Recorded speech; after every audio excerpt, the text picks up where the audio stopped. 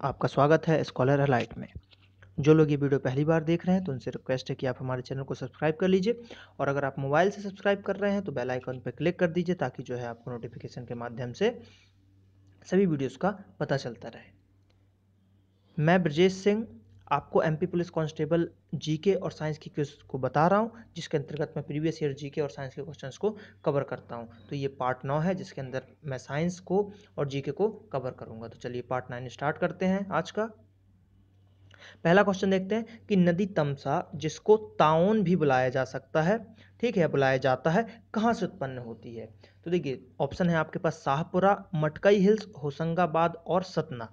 ठीक है, इसका आंसर पहले बताता हूँ आपको कि आंसर है इसका सतना। अब इसको आपको याद कैसे रखना है। सतना को अगर हम थोड़ा ता में आ की मात्रा लगा दें तो क्या हो जाएगा? सताना हो जाएगा। क्या हो जाएगा? सताना। ठीक है, तो किसी को भी आप सताओगे तो लोकल लैंग्वेज में बोलते हैं कि यार इसको सताया तुमने तो उसको गुस्सा आया, यानी कि तमतमा गया, वो तमतमाने लगा, बिल्कुल बड़बड़ाने लगा, अरे तुमने ऐसा किया वैसा किया ये वो। ठीक है, तो सताया उसने, तो क्या हुआ कि सताना, इसको हम सतना ना पढ़ के सताना पढ़ेंगे तो तम आ गया, तो तम आ गया ना, तो तमसा नदी सतना से उसका उद्गम स्थल है। जैसे कि नर्मदा नदी का अमरकंटक से है, सोन का भी अमरकंटक से है। ठीक है, इस टाइप से जो है चंबल नदी जाना पाव पहाड़ी से है, आपका मऊ इंदौर, तो इस टाइप से जो है सबका है। तो इसका ट्रिक आप ऐसे करके रिलेट कर सकते हो। किसी भी चीज़ को याद करने का बेस्ट मेथड है रिलेट कीजिए। जीके में किसी भी चीज़ से आप उसको रिलेट कर दीजिए, आपका आंसर जो है आ जाएगा। चलिए बात करते हैं अगला कि शब्द ग्रैंड स्लैम, ठीक है, किस खेल से जुड़ा हुआ है? ठीक है, तो ग्रैंड स्लैम जो है ये आपका टेनिस से जुड़ा हुआ है। तो देखिए टेनिस होगा ऑप्शन में आपके पास, टेनिस है। जैसे समझ लीजिए ये एक वर्ल्ड कप होता है, जैसे क्रिकेट में वर्ल्ड कप होता है ना, वैसे ये टेनिस का समझ लीजिए वर्ल्ड कप टाइप का है। ठीक, तो ये हुआ, तो इसमें इसका आंसर तो जाएगा टेनिस। फिर पूछा जाता है कि कौन किससे रिलेटेड है, जैसे सेरेना विलियम्स, ये भी कई बार बहुत बार जीती हुई हैं आपकी ग्रैंड स्लैम, है ना, नोकाप जोकोविच, ये सब जो है इन लोग का जो फेमस इसके प्लेयर्स हैं। तो ये सब क्वेश्चन भी पूछ लिया जाता है। एक क्वेश्चन और आता है कि सबसे पहले इनमें से कौन सा जो है स्टार्ट होता है, तो फ्रेंच ओपन, ऑस्ट्रेलिया ओपन, इस टाइप से। तो ऑस्ट्रेलिया ओपन होता है सबसे पहले स्टार्ट होता है। चलिए बात करते हैं अगले क्वेश्चन की कि मध्य प्रदेश विधान भवन को किस ने अभिकल्पित किया था? अभिकल्पित यानी कि उसका एक तरीके से डिजाइन, उसका मैप आर्किटेक्ट किसके द्वारा किया गया था? तो ये जो किया गया था विदेशी थे एक, तो वो थे चार्ल्स कोर्रा। कौन थे? चार्ल्स कोर्रा। तो Charles Korra is the right answer. अगला देखते हैं कोशक महल। क्या कोशक महल कहां पे स्थित है? तो देखिए इसका पहले आंसर बताता हूं आपको। तो कोशक महल जो है चंदेरी में है सबसे पहले तो। अब ये क्वेश्चन पूछा कि इसको याद कैसे करेंगे। एक क्वेश्चन और आता है कि एमपी में चंदेरी किसके लिए फेमस है? तो चंदेरी की जो है ना साड़ी फेमस है। क्या फेमस है? चंदेरी की साड़ी फेमस है। तो हम इसको ऐसे याद करेंगे कि जो रानियां होती है ना आपकी, ठीक है, तो रानी ने चंदेरी की साड़ी पहनकर कोसक महल में गई, यानी रानी जो थी या चंदेरी की रानी जो थी वो, उसने क्या किया कि चंदेरी की जो फेमस साड़ी थी उनको मिली, उनने वो पहना और कोशक महल चले गए। तो इस तरीके से आपको थोड़ा रिलेट हो जाएगा। रानी क्योंकि महल में रहती हैं, वहां जाती हैं, तो इससे थोड़ा सा आप रिलेट कर लोगे कि चंदेरी की साड़ी पहनकर कोशक महल में गई। तो इसका आंसर हो जाएगा चंदेरी में कोशक महल है, और यहाँ की साड़ी भी जो है फेमस है। और यहाँ पे ऑप्शन देखिए क्या क्या दिया था, बुरहानपुर। और बुरहानपुर का एक फैक्ट क्या है कि बुरहानपुर जो है उसको दक्षिण का प्रवेश द्वार भी कहा जाता है। क्या कहा जाता है? बुरहानपुर को दक्षिण का जो है आपका प्रवेश द्वार भी क्या कहा जाता है। और यहाँ पर जो है केला अनुसंधान केंद्र भी है। बुरहानपुर में केला अनुसंधान केंद्र है और अंतर्राष्ट्रीय केला अनुसंधान केंद्र जमैका के पास आपको मिल जाएगा।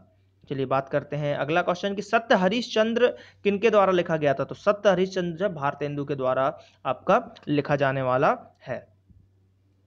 बात करते हैं अगला क्वेश्चन, क्या बोला जा रहा है यहाँ पे कि भारतीय विज्ञान संस्थान कहाँ पर स्थित है? तो भारतीय मतलब इंडियन इंस्टीट्यूट ऑफ साइंस, ये जो है आपका, इसका आंसर हो जाएगा आपका बेंगलोर। ये है आपका बेंगलोर के अंतर्गत। ऑप्शन देखिए चेन्नई, नई दिल्ली, बेंगलोर और मुंबई है, तो इसका आंसर हो जाएगा बेंगलोर। इस टाइप के जो कुछ इंस्टीट्यूट जो है ना, इनके नाम बहुत पूछे जा रहे हैं, तो ये आपको याद रखिएगा। ठीक, बात करते हैं अगले क्वेश्चन की कि छत्तीसगढ़ का जो है राजकीय पशु कौन सा है? छत्तीसगढ़ का राजकीय पशु जो है वो है जंगली भैंसा। ठीक, लेकिन अगला ऑप्शन देखिए बारहसिंगा। तो अब आप लोगों के लिए आज का क्वेश्चन है कि बारहसिंगा किसका वो है, क्या बोलते हैं, राजकीय पशु है, राजकीय नॉट राष्ट्रीय, राजकीय पशु, किसी राज्य का एक ये राजकीय पशु है, उसको आपको कमेंट में बताना है। और सभी लोग को ये आंसर देना है क्योंकि बहुत इजी क्वेश्चन है, इसका आंसर आपको मस्ट है, बताना ही है कमेंट करके। जो लोग वीडियो देखेंगे जरूर बताइए। नेक्स्ट क्वेश्चन की बात करते हैं कि इन देशों में से कौन सा भारत की सीमा नहीं है, यानी कि ठीक है, इनमें से कौन है जो भारत की सीमा नहीं है। तो मैं आपको बताता हूं, देखिए पहला ऑप्शन है पाकिस्तान, तो ये तो सबको पता है कि पाकिस्तान के साथ बॉर्डर है, और इसके साथ कौन सी रेखा है आपकी, रेड क्लिफ, रेड क्लिफ है। तो इसको कैसे याद रखेंगे, रेड क्लिफ को, रेड क्लिफ को ऐसे याद रखेंगे कि जब पाकिस्तान को हम देखते हैं तो हमारी आंखें रेड हो जाती हैं। क्या हो जाती है, आंखें रेड हो जाती है। तो रेड क्लिफ पाकिस्तान के साथ। चाइना, चाइना के साथ भी हमारी सीमा है, ठीक, सेकंड नंबर की लार्जेस्ट सीमा चाइना के साथ ही है हमारी। और चाइना के साथ क्या था कि मैकमोहन, मैकमोहन, तो मैकमोहन सर जो थे उनने एक लाइन खिंचवाई थी, तो इसी को मैकमोहन रेखा कहते हैं। तो ये चाइना के साथ है हमारी। बांग्लादेश के साथ भी हमारी रेखा है, क्योंकि बांग्लादेश तो हमसे ही अलग हुआ है, तो इसके साथ भी हमारी बॉर्डर रहेगी, यानी कि ये भी इसकी सीमा जुड़ी रहेगी। अब बच गया थाईलैंड, ये भारत का मैप है और थाईलैंड कहीं यहाँ कहीं आसपास है, इधर पे है ना। तो यहाँ पे जो है डायरेक्ट जो है बॉर्डर नहीं है हमारे और थाईलैंड के बीच में, तो ये ऑप्शन जो है गलत है, यानी कि इसका आंसर हो जाएगा आपका थाईलैंड। थाईलैंड के साथ भारत की कोई सीमा नहीं है। बात करते हैं नेक्स्ट क्वेश्चन की कि भारत में कौन सा परमाणु ऊर्जा स्टेशन पूरी तरह से स्वदेशी टेक्निक से बनाया गया है। तो इसका आंसर हो जाएगा कलपक्कम। कलपक्कम जो है पूरी तरीके से आपका स्वदेशी टेक्निक पर बना हुआ है, तो इसका आंसर हो जाएगा आपका कलपक्कम। चलिए हमारा यहाँ पे कि वेंकटरमन रामकृष्णन ने निम्नलिखित किस क्षेत्र में जो है नोबेल पुरस्कार जीता था। तो इसका आंसर है आपका हो जाएगा रसायन शास्त्र। तो देखिए ये वेंकटरमन चंद्रशेखर वेंकटरमन नहीं है जिन्होंने फिजिक्स में जीता था, ये वेंकटरमन रामकृष्णन है जिन्होंने रसायन शास्त्र में जो है जीता हुआ है नोबेल पुरस्कार। बात करते हैं अगले क्वेश्चन की। तो यहाँ पे जो है अगला क्वेश्चन कि यह काल जिसे हिंदू धर्म का स्वर्ण युग कहा गया है, तो किस काल को है हिंदू धर्म का स्वर्ण युग कहा गया है। तो वो है आपका गुप्त काल। गुप्त काल को जो है स्वर्ण युग कहा गया है। तो मोस्ट आईएमपी क्वेश्चन है कि गुप्त काल को जो है हिंदू धर्म का स्वर्ण काल कहा गया है। अगला क्वेश्चन देखते हैं, मिल्क मैन ऑफ इंडिया के नाम से किसको जाना जाता है। तो मिल्क मैन ऑफ इंडिया के नाम से जो जाना जाता है वो जाना जाता है वर्गीस कुरियन को। किसको जाना जाता है, वर्गीस कुरियन को, यानी कि इसमें ऑप्शन हो जाएगा डी, वी कुरियन। तो देखिए ये मिल्क मैन ऑफ इंडिया इसलिए कहा जाता है कि जो श्वेत क्रांति लाई गई थी वो वर्गीस कुरियन के द्वारा इंडिया में लाई गई थी, ठीक है। आप जियोग्राफी का वीडियो देखेंगे तो उसमें मैंने ये बहुत ही डिटेल में इनके बारे में सब कुछ बताया हुआ है। तो वर्गीस कुरियन ने जो है इनको मिल्क मैन ऑफ इंडिया कहा जाता है। लेकिन अगर वही बात करें नॉर्मन बोरलॉग की, यानी कि ऑप्शन नंबर बी की बात करें, तो ये वर्ल्ड में जो है श्वेत क्रांति के जनक कहे जाते हैं। तो वर्ल्ड में श्वेत क्रांति के जनक कहे जाते हैं नॉर्मन बोरलॉग, और इंडिया में श्वेत क्रांति के जनक कहे जाते हैं वर्गीस कुरियन। तो ये आपको याद रखना पड़ेगा। बात करते हैं अगले क्वेश्चन की कि लगभग 90% भारत का व्यापार मात्रा द्वारा और 70% मूल्य द्वारा डैश द्वारा ले जाया, मतलब किस परिवहन के द्वारा ले जाया जाता है। सीधी सी बात, रेल परिवहन, सड़क परिवहन, समुद्री परिवहन, वायु परिवहन। तो ये जो है समुद्री है आपका मैरीटाइम ट्रांसपोर्ट, इससे जो है इतना सारा ये लगभग 90% भारत का व्यापार मात्रा द्वारा और 70% मूल्य द्वारा जो है समुद्री परिवहन के द्वारा किया जाता है। बात करते हैं अगले क्वेश्चन की। तो नेक्स्ट क्वेश्चन है हमारे पास कि भारत कोकिला कौन थी, या भारत कोकिला किसे कहा जाता है, या भारत की कोकिला किसे कहते हैं, इस टाइप के क्वेश्चन बनते हैं। तो ये आई थिंक सभी को पता होगा, भारत कोकिला कहा जाता है सरोजिनी नायडू को। किसको कहा जाता है, सरोजिनी नायडू को। नेक्स्ट क्वेश्चन देखते हैं कि भारत का राष्ट्रीय फूल क्या है। तो मुझे नहीं लगता ये बताने की जरूरत है। तो भारत का राष्ट्रीय फूल क्या है, कमल, लोटस। अगला क्वेश्चन देखते हैं, इनमें से एक प्रतिवर्ती परिवर्तन है, एक प्रतिवर्ती परिवर्तन है तो क्या है। तो देखिए एक इसमें से पूछा जा रहा है कि रिवर्सिबल चेंज कौन सा है, ठीक है। तो इसका आंसर है आपका बर्फ का पिघलना। क्यों, क्योंकि पानी से बर्फ बना था, ठीक, पानी से बर्फ बना था और पिघल के फिर पानी बन गया, तो रिवर्स हो गया। अब मान लीजिए अब दूध फट गया, तो यार जो पनीर बना या जो प्रोटीन उसमें से निकल गया, ठीक है, छेना बोलते हैं जिसको अपनी भाषा में, तो उससे दूध तो नहीं बना था ना पहले, दूध से वो बन गया, दूध उससे नहीं बना था। रिवर्स प्रोसेस अगर करोगे छेने को तो वापस दूध नहीं बन सकता। लकड़ी को जला दोगे कोक बन जाएगा, लेकिन वापस कुछ ऐसा है मेथड कि वो लकड़ी फिर वापस बन जाए। फल का पकना, एक बार फल पक गया तो कोई है ऐसी प्रोसेस कि वो साला कच्चा हो जाए फिर से? ऐसा नहीं हो सकता ना। तो क्या होगा कि जो भी चीज होगी, यानी कि इसमें उल्टा है, यानी कि बर्फ, आपने पानी से बर्फ को बनाया और फिर बर्फ अगर पिघल गया तो वापस पानी बन गया। तो ये हो गया रिवर्स प्रोसेस। तो इसका आंसर हो जाएगा बी। जब तनुकृत सल्फ्यूरिक अम्ल, ठीक है, तनुकृत की बात की जा रही है, डाइल्यूट सल्फ्यूरिक अम्ल की बात की जा रही है, इसको चूने में मिलाया जाता है तो कौन सा उत्पाद निर्माण होता है? यानी कि HCl को, मतलब सल्फ्यूरिक एसिड को आपने चूने में मिला दिया तो क्या होगा? तो जैसे ही चूने में मिलाएंगे आप तो कैल्शियम सल्फेट और पानी का निर्माण होगा। किसका होगा? कैल्शियम सल्फेट और पानी का निर्माण हो जाएगा। गुड़हल का प्रबंधन इसके द्वारा आसानी से किया जाता है। तो इसकी अगर बात करें तो इसका प्रबंधन जो है किसके द्वारा किया जाता है? इसका प्रबंधन किया जाता है तना कर्तन से, ठीक, स्टेम कटिंग के द्वारा जो है इसका प्रबंधन किया जाता है। तने को काट के जो है आप ये सब कर सकते हैं।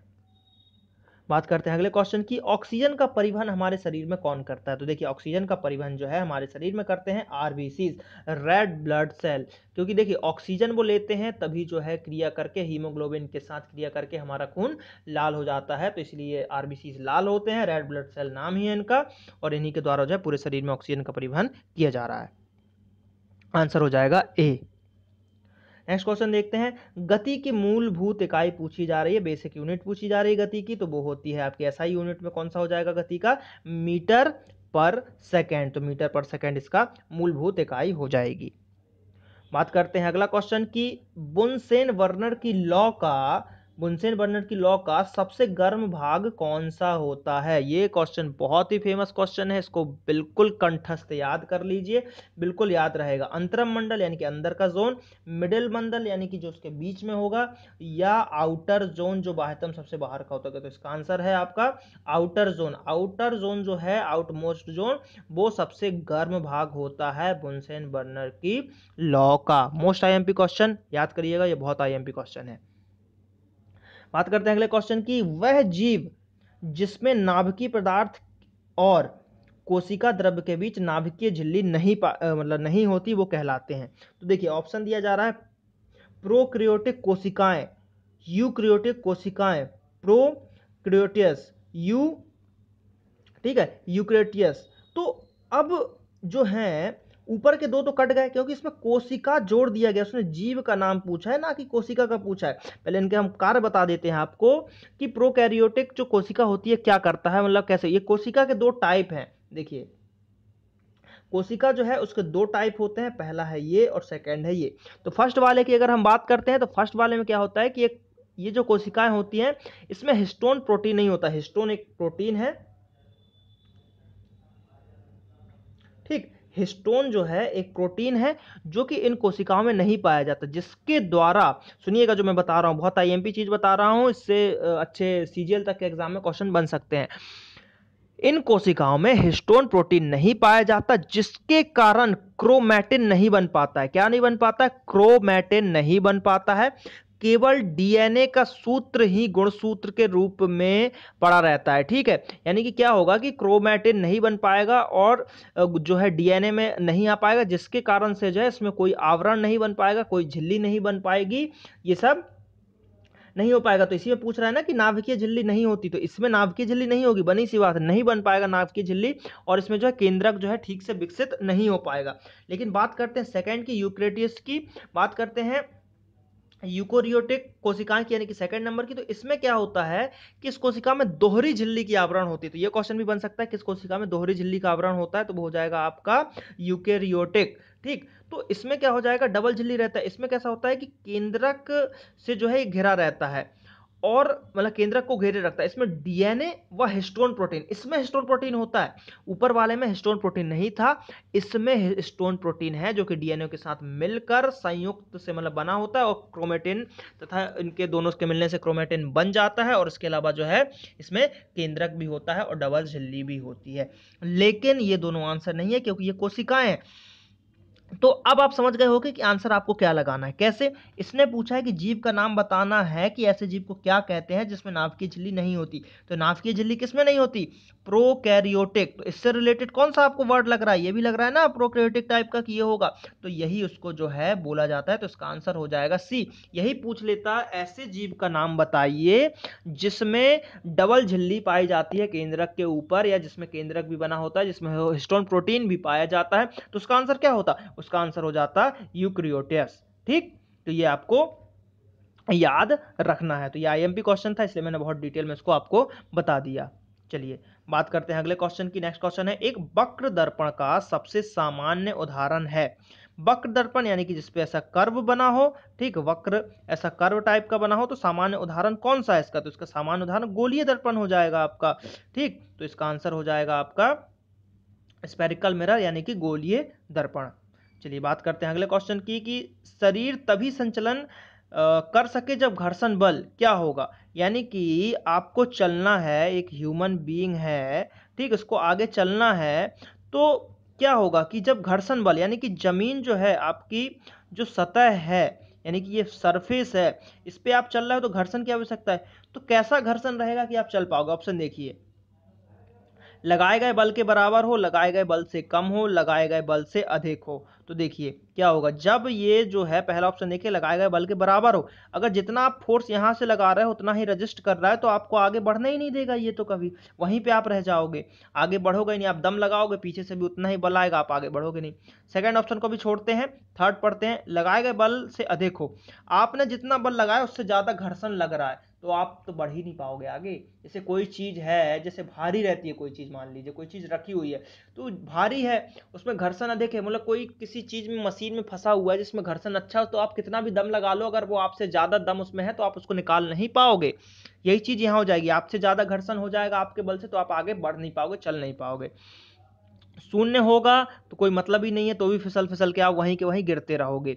तो बच गया बी, लगाए गए बल से कम हो, यानी कि आपका जो घर्षण बल होगा वो आप जितना बल लगा रहे हो उससे हमेशा कम रहेगा, तो हम इजीली जो है मूव कर पाएंगे। तो इसका आंसर हो जाएगा बी वाला, लगाए गए बल से कम होगा। देखिए इसको इन क्वेश्चनों को ना आपको रियल लाइफ से जो है आपको रिलेट करना पड़ेगा। ठीक, रियल लाइफ से आप रिलेट कर दोगे तो इजिली आप इसको सॉल्व कर लोगे। ये सब ट्रिकी क्वेश्चन रहते हैं, बुकों में जल्दी नहीं मिलते, मिलेंगे बुक में, डिटेल वाले बुक जब पढ़ोगे आप फिजिक्स में तो मिलेगा, ठीक है, लेकिन डायरेक्ट एमसीक्यूज में इस टाइप के क्वेश्चन नहीं मिलेंगे। ये एग्जाम जो पैटर्न सेट किया जाता है वो कुछ आपका सोचने की क्षमता भी चेक की जाती है कि आप कितना दूर तक सोच सकते हैं। चलिए अगला क्वेश्चन देखते हैं, लेंस का प्रयोग व्यापक रूप से चश्मे में किया जाता है, इसके लिए चश्मे में किया जाता है, किस लिए किया जाता है मतलब? तो देखिए आप भाई किसी भी लेंस का चश्मा कोई लगा रहा है, बनी सी बात है उसको नेत्र की प्रॉब्लम होगी, उसको दिखाई नहीं देता होगा, दूर का नहीं दिखता होगा, पास का नहीं दिखता होगा, कुछ भी प्रॉब्लम आँख की ही होगी। तो इसमें देखिए क्या है, नेत्र दाह मतलब नेत्र की रक्षा के लिए लेंसेज रक्षा सनग्लासेस लगाते हैं हम, ये प्रतिबिंब निर्माण में मदद, ये सब कुछ नहीं। सीधी सी बात देखिए, डी ऑप्शन है नेत्र दोषों के संशोधन के लिए। दोष का मतलब होता है कि जो आंख में कोई आपकी प्रॉब्लम है उसको सही करने के लिए आपको पास की चीज नहीं दिखती, आपको दूर की चीज नहीं दिखती, आप चश्मा लगवा लीजिए आपको दिखने लगेगा। तो ये सिंपल सा आंसर है। रियल लाइफ के क्वेश्चन आ रहे हैं आजकल, रियल लाइफ में जो साइंस यूज हो रही है वो क्वेश्चन कहलाते हैं। आपने पश्मीना शब्द सुना होगा, पश्मीना क्या है? बहुत ही आईएमपी क्वेश्चन है, मैं बता देता हूं। एक ये जानवर है, तो जानवर से आप अब इसमें क्या लगा सकते हो? शहतूत से प्राप्त रेशम जानवर है क्या? गलत। कश्मीर, कश्मीर में जो बकरे से प्राप्त हुआ ऊन है क्या ये? ठीक। गायों से प्राप्त चमड़ा है क्या? या फिर वस्त्र उद्योग में उत्पादित संश्लेषित कपड़ा है क्या? तो देखिए पश्मीना जो है एक ऊन की प्रजाति है, या बकरे बोल सकते हो। तो कश्मीरी जो बकरा होता है उससे एक प्राप्त ऊन होता है, ठीक है, उससे मिलता है। तो ये एक इसलिए इंपॉर्टेंट है, ये थोड़ा स्पेशल टाइप का हो जाता है, ठीक है, तो इसलिए इसको याद रखिएगा। चलिए बात करते हैं अगले क्वेश्चन की, निम्न में से कौन सा कथन असत्य है? वन मृदा अपरदन को रोककर ऊपरी मृदा की रक्षा करते हैं, बिल्कुल सही है, ये तो गलत हो ही नहीं सकता भाई, जड़ रहते हैं, मिट्टी को पकड़े रहते हैं, मिट्टी को बहने नहीं देते। वन जल चक्र से पोषण करने में सहायता करते हैं, एकदम सही करते हैं, ये भी एकदम सही क्वेश्चन है, मतलब ऑप्शन है आपका। वन की वनस्पति और पशु एक दूसरे से स्वतंत्र हैं, ये आई थिंक मुझे गलत लग रहा है। अगला ऑप्शन देख लेते हैं, वह मौसम और वायु की गुणवत्ता को प्रभावित करते हैं। ठीक है, वन जो है मौसम की वायु को, सही बनी बात है, ज्यादा वन होंगे ज्यादा ऑक्सीजन होगा, वायु शुद्ध रहेगी, कम वन होंगे जो है कम वायु शुद्ध हो पाएगी, पॉल्यूटेड हो जाएगी वायु, तो ये भी सही है। अब थर्ड वाले को डिस्कस करते हैं, वन की वनस्पति यानी कि वन में जो पेड़ पौधे हैं आपके, जो छोटे छोटे पौधे लगे हुए हैं ये सब हरे भरे, और पशु एक दूसरे से स्वतंत्र है। एक दूसरे से स्वतंत्र नहीं है, क्यों नहीं है? देखिए इसका मतलब यहाँ पे देखिएगा कि वन में पेड़ पौधे हैं तो जो शाकाहारी पशु हैं, बनी सी बात है वो पेड़ पौधे के पत्ते तोड़ के खाएंगे, तो कैसे स्वतंत्र है? दोनों एक दूसरे पर निर्भर है ना यार।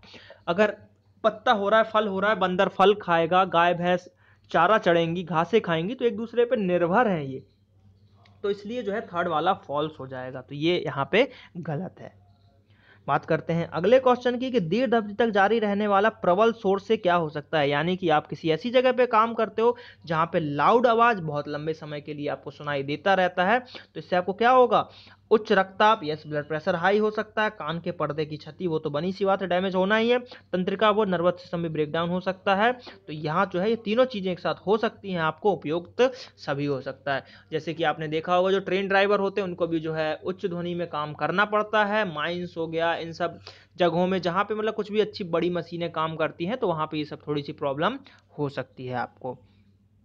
चलिए अगला क्वेश्चन देखते हैं, साइलो और धन्यागार क्या है? तो देखिए धन्यागार से तो आप समझ गए होंगे कि कुछ अन्न का भंडार की बात चल रही है, तो इसका आंसर है आपका सी वाला। इसको देखिए क्या है, अनाज के भंडारण के लिए और उसे कीट, चूहों और अन्य पीड़कों से सुरक्षित करने के लिए बड़े पैमाने पर गोदाम है। ठीक है, यानी कि ये बनी सी बात है, एक बहुत बड़ा सा गोदाम है, धन्यागार है, जिसके अंतर्गत जो है हमको अनाजों को चूहों, कीटों और सभी जानवरों से, जिस टाइप के जी विषाणु विषाणु से बचाने के लिए इसमें सुरक्षित रखा जाता है। बात करते हैं अगला क्वेश्चन, निम्न धातुओं में से सर्वश्रेष्ठ विद्युत चालक कौन सी है? तो आपको जैसा पता होगा सबसे अधिक विद्युत चालक यानी कि जिसमें सबसे तेजी से विद्युत प्रवाहित हो सकता है वो है आपका चांदी। ठीक है, लेकिन अब एक दिमाग में आता होगा कि यार एल्यूमिनियम के भी वायर यूज होते हैं, कॉपर भी यूज होता है, तुम चांदी क्यों नहीं यूज करते? अब आप मान लीजिए 1 किलोमीटर लंबी आपको वायर बिछानी है और उसमें जो है आप चांदी का जो वो करेंगे, ठीक है, चांदी यूज करेंगे, तो कितना लंबा आपका महंगा हो जाएगा ना चांदी। अब महंगा हो जाएगा तो उतना अफोर्ड नहीं कर पाएंगे ना लोग, इसलिए तांबा हम कॉपर यूज करते हैं। ठीक है, कॉपर में भी होता है लेकिन थोड़ा सा रेजिस्टेंस रहता है उसमें। ठीक, लेकिन इसका आंसर यहाँ पे हो जाएगा चांदी। बात करते हैं, चलिए यहाँ पे क्वेश्चंस आपके समाप्त होते हैं, तो अब आप लोगों का काम है कि हमारे चैनल को सब्सक्राइब कीजिए, हमारा फेसबुक पेज है www.facebook.com/scholarlight, इसको भी लाइक कीजिए, ज़्यादा से ज़्यादा वीडियोस को देखिए, कमेंट कीजिए, जो मैंने क्वेश्चन पूछे उसके आपको आंसर देना बहुत ही ज़रूरी है, आंसर दीजिए, और यहाँ पे नेक्स्ट और प्रीवियस वीडियो को आप जल्द ही देख पाएंगे। चलिए मिलते हैं अगले पार्ट में, धन्यवाद।